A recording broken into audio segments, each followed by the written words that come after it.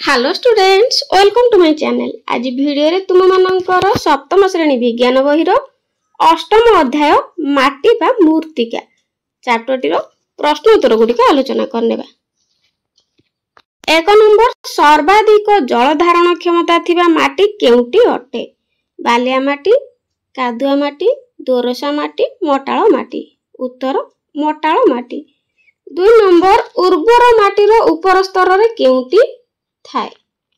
पत्थर, गोड़ी, बाली, ह्यूमस। उत्तर humus. 3 number, क स्तंभ रे थिबा शब्द सहित संपर्कित ख स्तंभ रो शब्द को संयोग कर।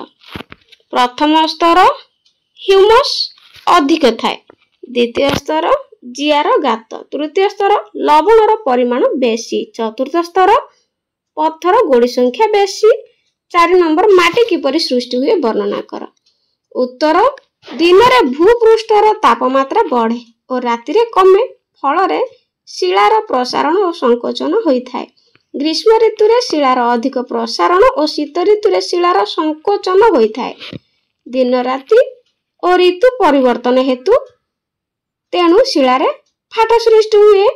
टुआई वर्षा जल, वायु जल स्रोत और उद्भिदर चेर एही फाट मध्य पशि शिला गुड़ी को फटाई छोट छोट खंड रे परिणत करे। वर्षा जल और नदी स्रोत रे छोट छोट खंड शिला उच्चरु निम्न को गड़ी गड़ी गला बेले चूर्ण होई छोट छोट खंड और बाली सृष्टि करे। आईभी बाली, कादुओ, जैव पदार्थ और शिला रे थिबा लवण मिसी माटी सृष्टि हुए। 5 नंबर, बालिया, दोरसा, मोटाळ माटीर गठन और विशेषता लेख।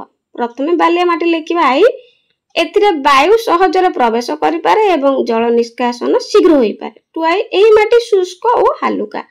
दोरसा माटी बालिया माटी और कादुआ माटीर मिश्रण रे दोरसा माटी गठित होई थाए। उद्भिद बढ़िबा पई एही माटी उत्कृष्ट अटे। तापर मोटाळ माटी सम परिमाण रे बालिया, कादुआ और पटु माटीर मिश्रण रे मोटाळ माटी सृष्टि हुए। 6 नंबर, माटीर परिचित्रण करी स्तर दर्शाओ। ख ता तळकु ख बलय, क बलय, ख बलय, तापरे ग बलय देख पिला माने, तापरे घ बलय, तापरे मूर्तिकार स्तर आसीची। प्रथम स्तर वर्णना करिबा। ऊपर स्तर माटीर रंग माटिया, एथिरे पचा पत्र, अळिया आदि थाए। एही स्तर छिद्रयुक्त और एही माटीर उर्वरता थाए जहा उद्भिदर वृद्धि रे सहाय्य करे। टुआई एही माटीर छिद्र अनुसार जल तल स्तर को प्रवेश करि पारे। 3 अनेक कृमि, पोकजोक और मूषा आदि एही स्तर रे देखा जांती। द्वितीय स्तर एहा अपेक्षाकृत कठिन और कम छिद्रयुक्त, एथिरे कम ह्यूमस थाए, एथिरे खनिज पदार्थर परिमाण अधिक थाए। तृतीय स्तर एथिरे पत्थर और गोड़ी थाए, एहाकू शिला भूमि भूशिला स्तर मध्य कुहा जाय, एहाकू भूशिला स्तर मध्य कुहा जाय। 3 कोदाला द्वारा एही स्तर को खोलिबा सहज नुहे।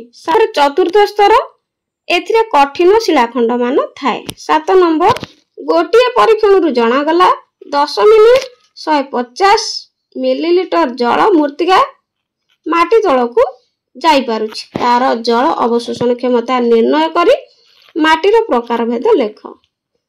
तो प्रकार भेद होछि बालिया माटी। 8 नंबर, मूर्तिका अवक्षयर 4 गोटी कुपरिणति लेख। प्रथमे मूर्तिकार अवक्षय घटिले जीव माने बंचिबा पई खाद्य पाइबा कष्टकर होई पड़िबो। टुआई मूर्तिका अवक्षय घटिले गछ गुडी को उपयुक्त पुष्टि पाई परिबे नाही।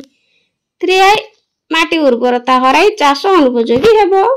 आईबी भूकंप आदि प्राकृतिक विपर्ययर मात्रा अधिक हेबो।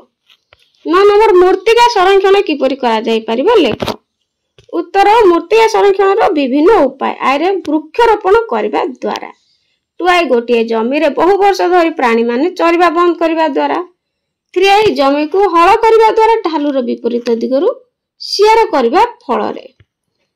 आईवी पहाड़ बही आसुथिबा सरु नाଳ सबको मझिरे मझिरे पत्थर पकाई अवरोध करबा द्वारा। धीरे नदी और समुद्र कूल रे पत्थर बंध करबा द्वारा। भिआई नदी बंध और राजपथ कड़ रे घास चेका बिछाइबा द्वारा। भिटुआई जमी बेसी ढालू होइथिले उच्चता अनुसार ताकू छोट छोट कियारे परिणत करी हिड़ बांधी चाष करने द्वारा मृत्तिका संरक्षण करा जाय परिबो। 10 नंबर इटा व्यवहार करी घर तैयारी करने द्वारा आमर परोक्ष की प्रकार क्षति होउछि लेख। तो पिला माने इटा पकेकी घर करने द्वारा की क्षति होउछि लेखिबा। उत्तर इटा व्यवहार कर घर करने द्वारा आमर अनेक क्षति होउछि। आइरे कंचा इटा तैयारी पर माटी आवश्यक। इटा माटी रे पकाइबा द्वारा मृत्तिका अवक्षय होउछि। मृत्तिका तैयारी पर हजार हजार वर्ष लागे। 2 जमीर उपर माटी क्षय हेतु जमीर उर्वरता कमी जाए। 3 इटा पोड़ा बेले निर्गत गैस परिवेश को प्रदूषित करे।